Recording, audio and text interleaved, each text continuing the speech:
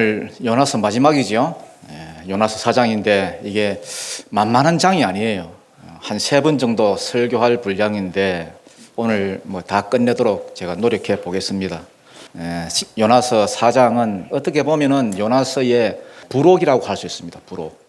사실 내용만 놓고 보면은 요나서 4장은 없어도 큰 영향은 없어요.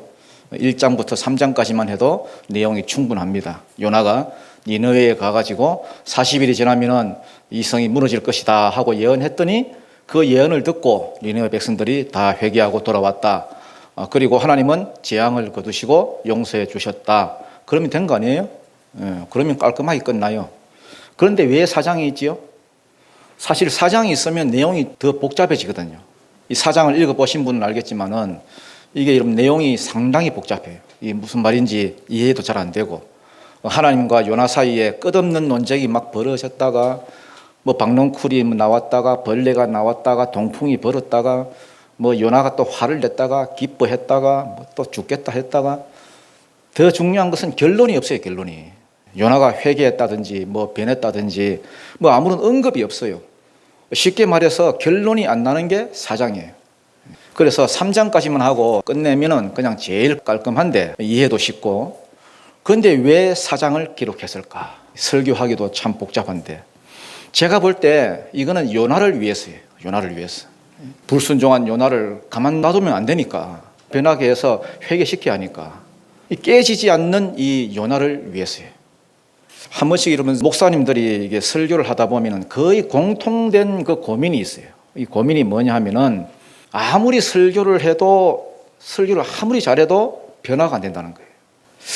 아무리 열심히 가르치고 전하고 해도 교인들만 변화 안 되는 것이 아니라 전하는 나도 변화가 안 된다. 이게 참 답답한 거죠. 답답해요. 사람이 바뀌는 게 이러면 쉬운 일이 아니잖아요. 그런데 희한한 일이 벌어졌습니다. 요나가 가서 40일이 지나면 니느웨가 망한다 하니까 사람들이 다 바뀌어. 왕만 바뀌는 것이 아니라 백성 전체가, 온 나라가 여러분 회개하고 뒤집어지고 이러면 다 변했습니다. 이걸 요나가 이해를 못하는 거예요. 아니 하나님, 재앙을 내리시다 했으면 내려야지요. 왜 그냥 두십니까? 왜 망하게 안 하십니까? 막 성을 냅니다. 여러분. 요나에게는 깨지지 않는 자아가 있습니다. 아무리 해도 깨지지 않는 자아, 깨지지 않는 교만. 이스라엘만 선민이고 이스라엘만 택한 백성이고 이스라엘만 구원받아야 하고 니느웨는 악한 민족이고 버려진 민족이고 절대 구원받아서는 안 된다. 이 지독한 편견과 교만, 또 거기서 나오는 불순종, 이런 게 꽉 차가지고 지금 깨지지 않는 거예요. 만약에 깨졌더라면 4장이 있을 필요가 없지요. 깨지지 않는 거예요. 이 불순종한 요나를 하나님이 그냥 버릴 수도 있었습니다. 그러나 하나님은 은혜로우시고 사랑이 많으신 분이기 때문에 요나를 구원하기 위해서 4장을 준비하셨어요. 박넝쿨도 준비하시고 벌레도 준비하시고 동풍도 준비하시고, 그래서 1장부터 3장까지가 니느웨의 구원이었다면 4장은 요나의 구원이라 할 수 있습니다. 니느웨 백성들이 하나님께 돌아왔잖아요. 하나님이 용서해 주셨잖아요. 그러면 즐거워할 일 아닙니까? 기뻐할 일 아니에요? 그런데 요나가 지금 뭐 하고 있습니까? 1절을 한번 읽어보겠습니다. 1절 시작. 요나가 매우 싫어하고 성내며, 쉽게 말해서 성질이 났다는 거예요. 저는 이걸 읽으면서 참 놀랐던 게, 요나는 지금 선지자잖아요. 선지자. 말씀 전하는 선지자인데 자기 뜻대로 지금 안 된다고 하면 하나님께서 지금 성질을 내고, 성질을 부리면 됩니까 여러분? 선지자인데. 그래서 제가 요나가 왜 이렇게 화를 내지 살펴봤어요. 혹시 하나님께서 요나에게 무슨 잘못을 하셨나? 하나님 무슨 실수를 하셨나? 왜 화를 낼까? 아무리 살펴봐도 요나가 화낼 이유가 없어요. 말이 안 되잖아요. 선지자인데 화가 나. 하나님이 하신 일에 화가 나. 목사인데 하나님께 대해서 화가 나. 이상하잖아요. 장로인데, 내가 권사인데 하나님 하신 일에 내가 화가 나. 여러분 그런 일 없습니까? 열심히 일했는데 일하고 나서 화가 나. 왜 그럴까요? 요나가 왜 이렇게 화가 났을까? 화가 난 이유가 있습니다. 2절입니다. 2절 시작. 여호와께 기도하여 이르시되 여호와여 내가 고국에 있을 때에 이러하겠다고 말씀하지 아니하였나이까. 그러므로 내가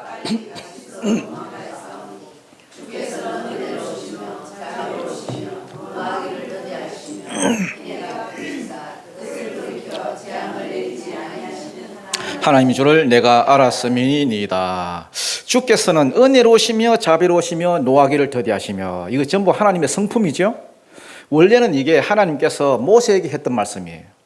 시내산에 올라갔을 때 출애굽기 32장을 보면은 막 이제 금송아지 사건이 벌어지거든요. 막 우상 숭배하고, 그때 하나님이 진노하셔서 야 내가 이 백성을 다 진멸해 버리겠다, 다 죽여버리겠다, 내가 너를 통해서 큰 나라를 이루겠다, 내가 너와 새 언약을 맺겠다. 그때 모세가 뭐라고 말합니까?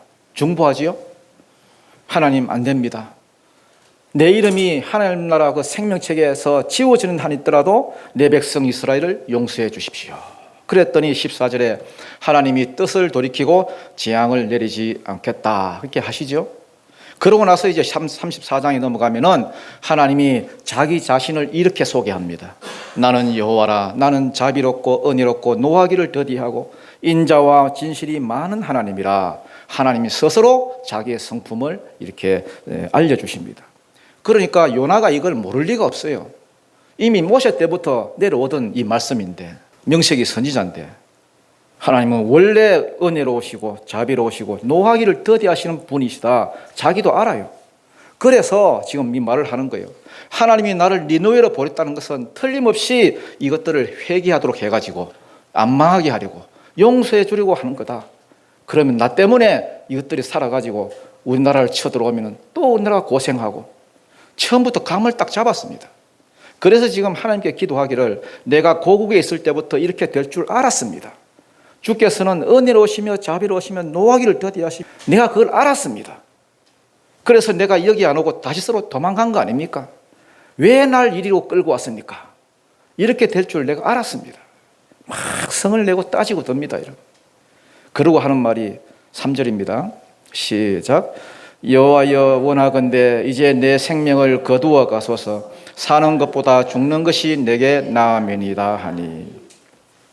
요걸 한마디로 말해서 하나님 괴롭히기, 하나님 괴롭히기. 좀 전에 하나님의 성품이 뭐라고 했습니까? 은혜로우시며 자비로우시며 쭉 나오죠. 요때 자비롭다 요 말이 레헴이라는 단어인데요. 레헴. 원래는 이게 어머니의 자궁 이런 뜻입니다. 어머니의 자궁. 어머니의 자궁이 레헴이에요. 자비롭다. 자궁은 생명을 잉태하고 키우는 것 아닙니까? 한 생명을 잉태하고 키우다 보면요, 아이의 고통이 고스란히 전해져요. 한 생명을 잉태하고 키우다 보면 아이의 생명과 자기가 이렇게 하나로 느껴지는 거예요. 아이가 아프면요, 뭐 클 때 이렇게 아프면요, 아이고 저놈 대신에 내가 대신 아팠으면, 이게 어머니의 마음이잖아요. 저놈 대신에 내가 대신 죽을 수만 있다면. 그래서 여러분, 자식이 부모를 괴롭힐 때 제일 심하게 괴롭히는 행동이 뭐냐? 자기 생명을 갖고 괴롭히는 거예요. 나 죽겠습니다. 죽어도 좋습니다. 확 그냥 죽을랍니다. 지금 요나가 딱 그렇습니다, 여러분. 하나님, 나 죽겠습니다. 내 생명 하나님 주신 거니까 하나님 그냥 거두어 가십시오. 니느웨가 구원받는 걸 보느니 차라리 내가 죽겠습니다. 이게 선지자가 할 소리입니까, 여러분? 아무리 여러분 자기가 막 화가 났다 하더라도 하나님 괴롭히게, 하나님 괴롭히게. 여러분 아무리 여러분 사는 게 힘들고 어렵더라도 죽겠다 죽겠다 이 소리 하지 마세요. 그 하나님 괴롭히게요. 내게 생명을 주신 분이 하나님인데 하나님이 얼마나 괴롭겠어요. 저놈이 또 왜 저러나. 성령을 근심케 하는 거예요. 어떤 사람이 이렇게 말합니다.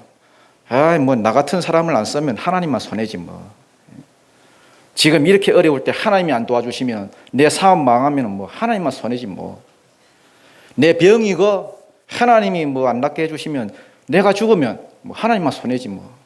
이게 얼마나 교만한 말인지 아십니까? 나 아니면 하나님의 일 누가 하겠어?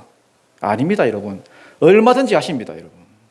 행여나 하나님의 그 일을 할 기회가 생기면, 봉사할 기회가 생기면 거절하지 마십시오. 일 안 하겠다 하지 마십시오. 내가 안 하면 이 돌들을 들어서라도 하나님은 일을 하시는 분입니다. 그러면 왜 나를 통하여서 일을 하고자 하시느냐? 왜 나를 통해서? 영광의 자리에 네가 참여하라고. 영광 나눠주려고. 영광의 자리에 나를 끼워주시는 거지, 모든 걸 은혜로 주시는 거지, 내가 무슨 자격이 있어서 그런 게 아니라는 거예요. 하나님의 일을 하면서 절대 여러분 교만하면 안 됩니다. 요나가 왜 이렇게 화를 낼까요? 왜 죽겠다고 합니까? 자기밖에 없는 거예요. 자기밖에. 여러분 여기 한번 세워보세요. 한번 2절과 3절 사이에 나라고 하는 단어가 여러분 몇 번이나 나오는지 한번 세워보세요. 2절, 내가 고국에 있을 때에 내가 다시스로 도망하여 내가 알았고. 3절, 내 생명을 내게 낳음이니이다. 5번이나 5번이. 그런데 한글 성경에는 이 5번이지, 여러분 히브리 원문을 보면 이게 9번이나 나와요. 9번. 그거 다 일일이 번역하기 좀 뭐하니까 그냥 생략한 거예요. 9번이나 나라는 단어가 나와요. 무슨 말입니까? 온통 나예요. 온통 나. 나. 온통 관심이 자기밖에 없는 거예요.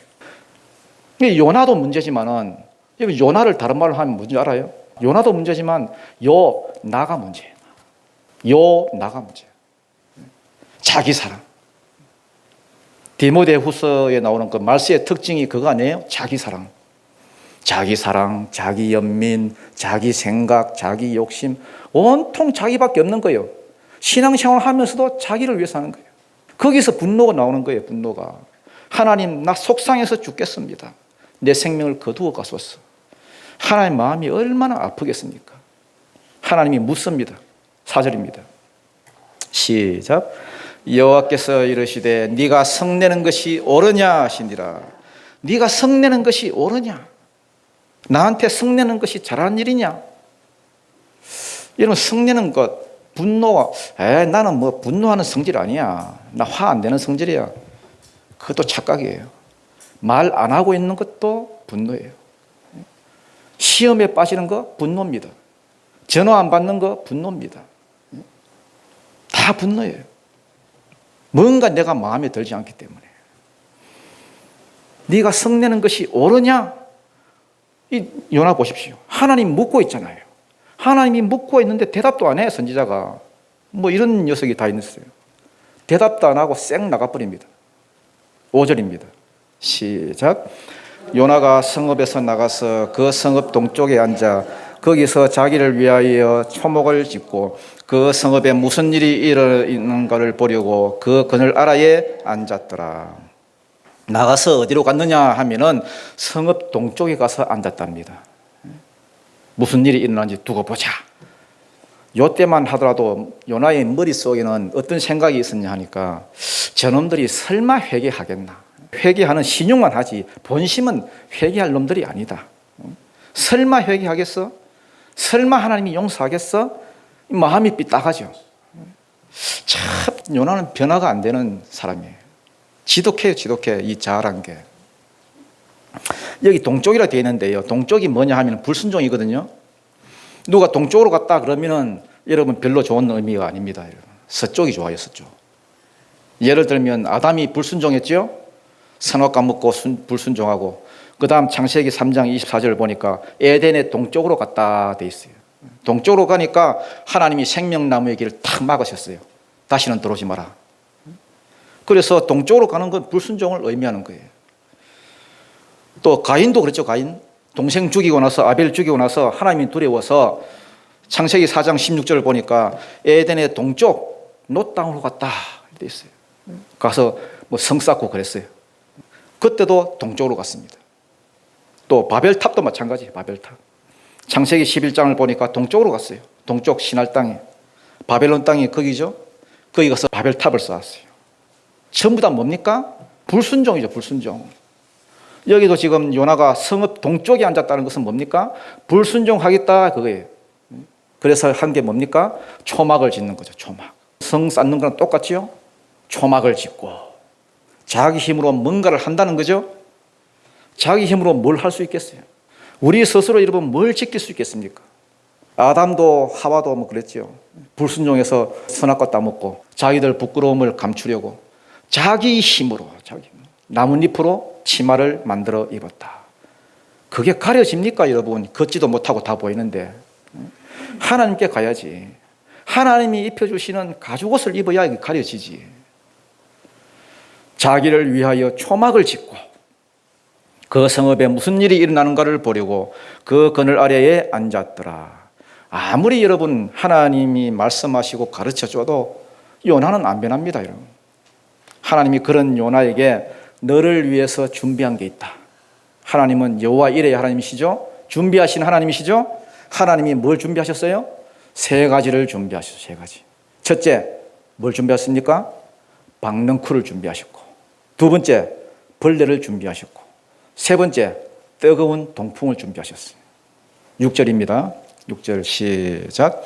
하나님 여호와께서 박능쿨을 예비하사 요나를 가리게 하셨으니 이는 그의 머리를 위하여 그늘이 지게 하며 그의 괴로움을 면하게 하려 하심이었더라.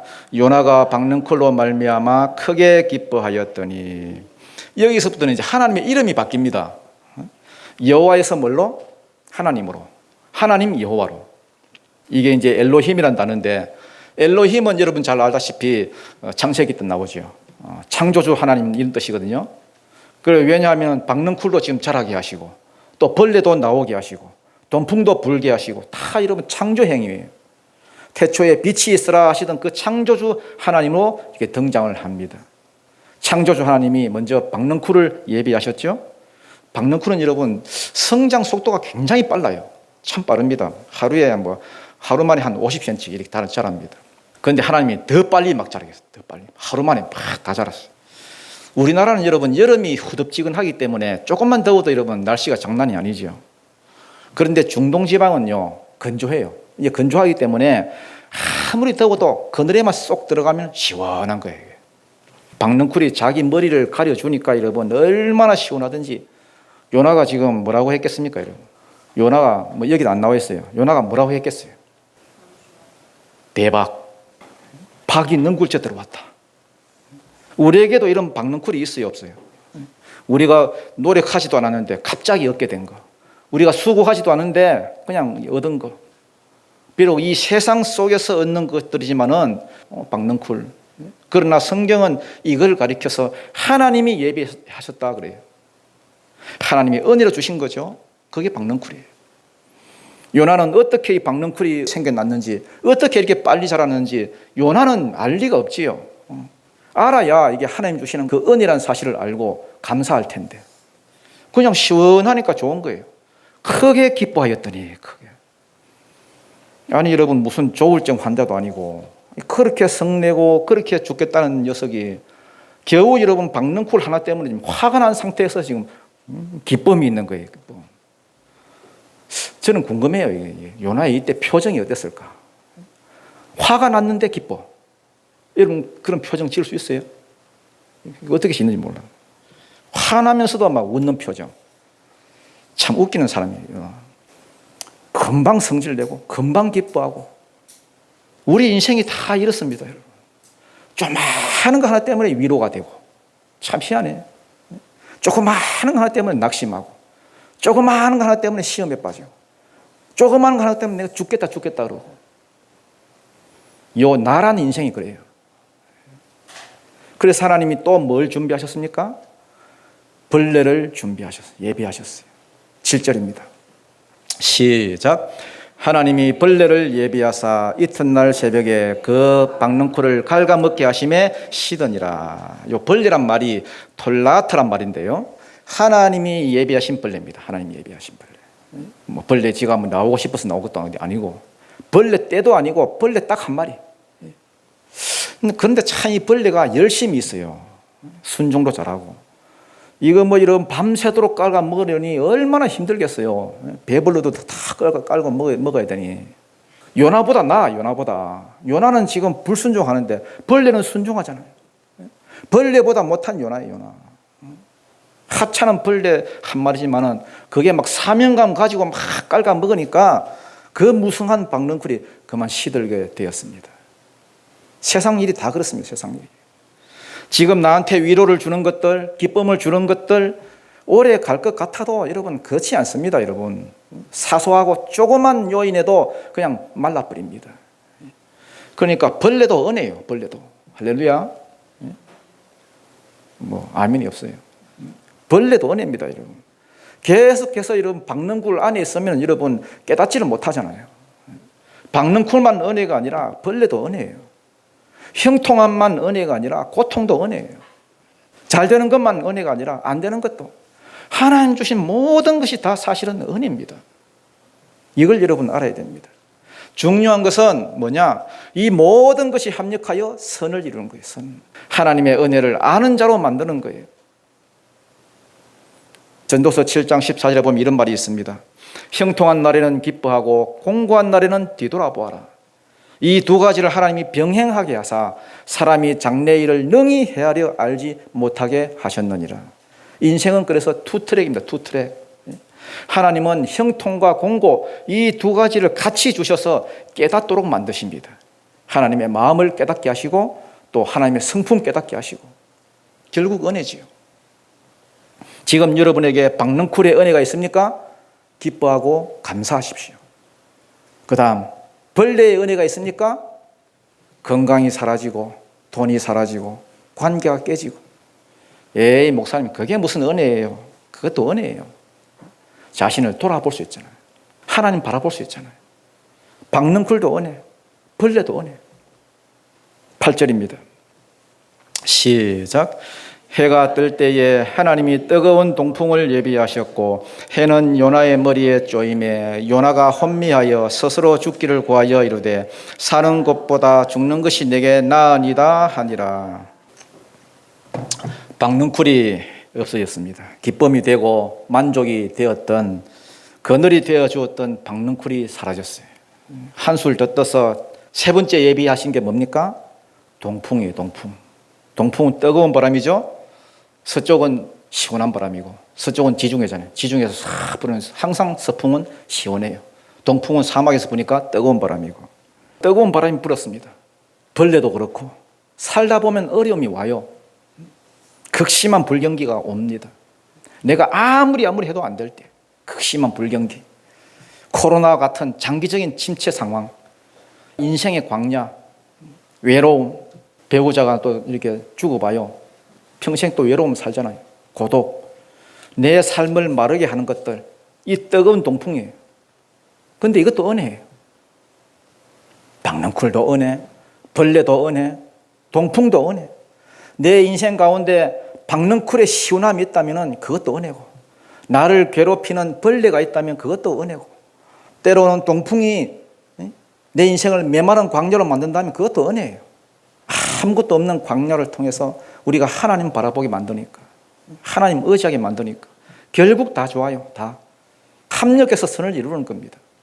그게 무엇이든 간에 박능쿨이든 뭐 벌레든 동풍이든 하나님이 예비하신 것은 은혜라 알고 감사하는 축복이 있기를 바랍니다. 요나가 여러분 시원한 박능쿨, 시원한 에어컨이 있어서 좋았는데 그게 없어지니까요. 참 지난주 여러분 이게 에어컨이 고장 나니까 여러분 막 더워 죽겠더라고요. 고통이 심하다는 거예요. 사막에 뜨거운 막 열풍이 불어오니까 머리도 여러분 막 아프고 정신이 혼미해집니다. 그래서 하는 말이 사는 것보다 죽는 것이 내게 나음이니이다. 말 것마다 죽겠대. 박능쿨 하나 가지고도 죽겠다. 이래도 죽겠다. 저래도 죽겠다. 사람이 여러분 분노하게 되면은 이 분노의 영이 임하면은 사람이요 거칠어져요. 거칠어지고 표현도 거칠어집니다. 벌레를 보니까 여러분 미워 죽겠어. 왜 이 쓸데없는 벌레가 생겨가지고 말이야. 이 망할 놈의 벌레. 이 세상 벌레 다 죽어버려. 분노가 있으면요 발이 거칠어져요. 그래서 말만 꺼내면 주변 사람들한테 상처를 줘요. 분노가 그래서 나쁜 겁니다. 왜 상처가 되느냐 하면은 은혜가 없기 때문에. 아무리 옳은 말이라 해도 여러분 분노가 있는 상태에서 나오는 말은 여러분 상처가 됩니다. 분노가 있을 때는 말하는 거 아니에요. 특히 옳은 말일수록 더더욱 말하면 안 됩니다, 여러분. 상처가 되고 사람을 죽입니다, 여러분. 요나 보십시오, 여러분. 벌레를 원망했다가 하나님을 원망했다가 또 안 되니까 차라리 날 죽이십시오. 요나 참 재미있는 인간이에요. 아니 뜨겁고 더우면 여러분 자기가 자리를 피하면 되지. 안 그래요?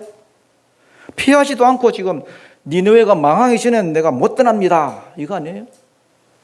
무슨 선지자가 이런 선지가 다 있나? 그렇게 생각하는데 그게 바로 누구라고요? 누구의 모습이라고요? 요나의 모습이에요. 요나.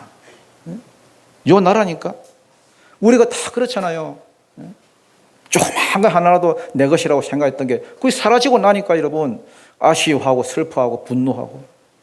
그러나 이걸 통해서 하나님의 마음이 어떤지는 관심이 없는 거예요.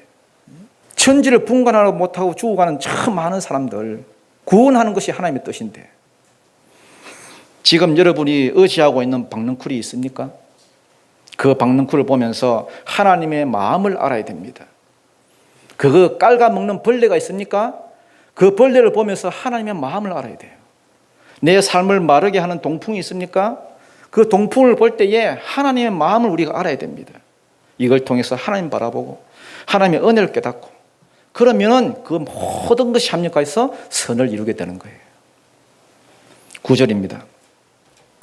9절 시작. 하나님이 요나에게 이르시되 네가 이 박넝쿨로 말미암아 성내는 것이 어찌 옳으냐 하시니 그가 대답하되 내가 성내어 죽기까지 할지라도 옳으니이다 하니라. 여러분 자동차 타고 가다가 여러분 접촉사고가 이렇게 나잖아요. 접촉사고가 탁 나면은 여러분 어떻게 합니까? 지금이야 여러분 뭐 보험 처리하면 되잖아요. 보험 뭐 쌍방에서 한다는데 옛날에는 여러분 목소리 큰 사람이 이깁니다, 여러분.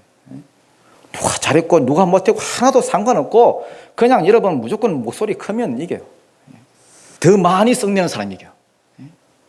남의 사정은 알려고도 안 하고 자기밖에 생각 안 하는 거예요. 아니, 하나님 지금 물으시는데 네가 지금 썩내는 것이 옳으냐 물었는데도 요나는 우깁니다, 여러분. 옳다마다요. 그가 대답하되 내가 썩내어 죽기까지 할지라도 내가 옳습니다. 이렇게 하는 거예요. 뭐 이런 녀석이 있습니다. 자기는 뭐 은혜 받는 거 좋아하고 남이 은혜 받는 것에 대해서는 무관심하고 나만 구원받고 나만 은혜 받고 남이 죽든 말든 남이 구원받는 데는 관심도 없고 자기한테 임한 은혜는 하나도 포기 안 하고 다 좋다 하는데 왜 니느웨에 임한 은혜는 이렇게 싫어합니까? 그래서 하나님은 애초에 여러분 좀 망가진 사람을 잘 쓰시는 것 같아요. 크게 쓰임받는 사람들 중에 나는 당당하고 뭐 사대가 믿고 흠이 없고 이런 사람은 부자 청년같이 뭐 주님 따라가기 참 힘들어요. 베드로 보십시오. 베드로 얼마나 여러분 망가졌어요. 예수님 부인하고 저주하고 잘한 게 하나도 없잖아요. 할 말이 뭐가 있어 베드로가 여러분 앞에서 막 설치되면요 간단해요. 닭 한 마리 갖고 와가지고 울게 만들면 돼. 그러면 찌그러져요. 그러면 끝나는 거예요. 그러니까 베드로가 끝까지 예수님 안 버리고 나중에는 십자가에 거꾸로 돌아갈 때까지 끝까지 충성하고 그렇게 했다는 거예요. 망가졌기 때문에. 혹시 여러분 가운데 내 인생이 망가졌다 이런 분 계세요? 나는 결혼을 잘못하는 바람에 내 인생이 이렇게 망가졌다. 스타일 구겨졌다. 정말 하나님이 쓰시기 좋은 사람입니다. 반대로 깔끔하게 정말 내가 FM대로 정석대로만 살아오신 분이 있다면 그 사람 가운데는 의외로 큰 교만이 있을 수가 있습니다. 사도 바울 보십시오, 여러분. 사도 바울은 뭐 스타일 구길 정도가 아니에요, 여러분. 고개를 못 들죠? 핍박자잖아요, 핍박자. 예수 믿는 자들을 잡아 죽인 사람 아닙니까? 그러니까 여러분 어디 나서질 못하는 거예요. 그러니까 묵묵히 그냥 어떤 난관과 고통이 오더라도 끝까지 쓰임 받잖아요. 요나는 어떻습니까? 요나 승승장구한 사람이에요. 여로보암 2세 때 그 잘 나가는 시절에 태평성대 때 궁중에 떠 앉아가지고 궁중선지자예요. 이것은 대충 설교해도 여러분 한번 말 한마디 딱 했더니 다 뒤집어지고 여러분. 그렇지만 그게 결코 좋은 게 아니에요. 자아가 깨지지 않고 40일이 지났는데 니느웨는 변했는데 요나는 변하지 않더라. 우리도 마찬가지입니다. 무조건 깨져야 돼요. 무조건. 쉽게 말해서 받은 은혜를 흘려보내는 자가 돼야 돼요. 그러면 어떤 일이 벌어지느냐? 첫째, 분노가 사라져요. 분노. 말투나 태도나 삶에 있어서 분노가 있는 분들이 있지요. 적대감이 있고 미움이 있고 말 안 하고 자기하고 안 맞는 사람을 보면 막 공격하고 남이 은혜 받았다고 하는데 니네 백성들이 돌아오는데 그걸 싫어해요. 지금 한마디로 배가 꼬여. 자아가 강하다고 하는 게 뭐냐 하면은 받은 은혜가 흐르지 않는 거예요. 막혀서. 은혜가 흐르지 않으면 분노가 나와요. 그 분노하게 되면 이게 반복이 되면 습관이 돼요. 한번 여러분 분노해 봐요. 다음부터는 분노하기 쉬워져요. 내가 성내어 죽기까지 할지라도 옳습니다. 습관적인 분노죠. 우리는 습관처럼 말합니다. 뭐 나는 은혜를 붙듭니다. 은혜를 믿습니다. 그런데 자꾸 분노해. 자꾸 이런 짜증이 나. 예를 들어서 여러분 교회에서 어떤 일을 할 때 화날 때 있죠. 그렇지만 여러분 화내면 안 돼요. 화내면 그걸로 끝이에요. 야고보서 1장 20절 보니까 사람이 성내는 것이 하나님의 의를 이루지 못한다. 여러분 지금 마음 가운데 분노가 있다면 그거 당장 내려놓으십시오. 안 내려놓으면 그걸로 죽습니다. 그거 키우는 거 아니에요. 빨리 내려놓고 제자리로 돌아오십시오. 여러분 가정에서, 여러분 교회에서. 썩내는 거, 분노, 이거 치유하는 게 뭘까요? 치유하는 게. 남한테 은혜가 임했을 때에 그걸 내 일처럼 기뻐하는 거예요. 내가 무시당했다 하는데 여러분, 무시 좀 당하면 어떻습니까? 내가 여러분 죽었다면서요. 내가 죽고 내 안에 그리스도께서 사신다면서요. 내가 어떤 존재인지 잘 아는 게 중요해요. 나는 하나님의 자녀다. 하나님의 택한 백성이다. 이 자존감이 있는 사람은요, 좀 무시당한다고 분노하지 않아요. 어떤 분이 쓴 글을 보니까 현대인들은 분노를 막 쌓아두고 산다 그래요. 지하철에서도 싸우고, 길을 가면서도 막 싸우고, 집에서도 싸우고, 밥 먹으면서도 싸우고, 무시한다고. 아니 여러분 하버드 나온 그 박사한테 이 무식한 사람 그러면 여러분 그 말하는 사람이 그 이상한 사람이지. 한평생 기도만 하는 사람한테 이 바리새인 그러면요 그 말하는 사람이 그 이상한 사람이죠. 여러분 분노가 많으십니까? 습관적으로 분노하십니까? 지금도 우리가 육체적인 질병도 질병이지만은 마음의 병이 드신 분이 많아요. 은혜를 여러분 흘려보내십시오. 은혜 나누기부터 실천하십시오. 누가복음 6장 38절 보니까 주라 그리하면 너희에게 줄 것이니, 주라부터 먼저 나와요. 주라 그리하면 너희에게 줄 것이니 곧 후히 되어 누르고 흔들어 넘치도록 하여 너희에게 안겨주리라. 이게 여러분 안 믿기시면은 순서를 바꿔서 하면 될 거예요. 순서를 바꿔서 하면 하나님이 안 주시면은 내가 먼저 줘보세요. 그러면 하나님이 급해가지고 아이고야 내가 빚진 거 있다 그러면서 여러분 주실 거 아니에요? 그걸 하면요 우리가 살아요. 그거 여러분 하셔야 됩니다. 은혜가 흐르도록 만드는 거, 그게 나를 살리는 길이고, 그게 사명을 살리는 길이고, 그게 제사장 나라고 하나님 나라 백성의 삶이라는 거예요. 이제 10절 11절은 하나님의 마지막 말씀이죠. 하나님의 마지막 말씀 들어도 이름 시원치가 않아요. 끝이 뭐 결론이 안 나니까. 10절 11절 한번 읽어보겠습니다. 시작. 여호와께서 이르시되 네가 수고도 아니하였고 재배도 아니하였고 하룻밤에 났다가 하룻밤에 말라버린 이 박능굴을 아꼈거든.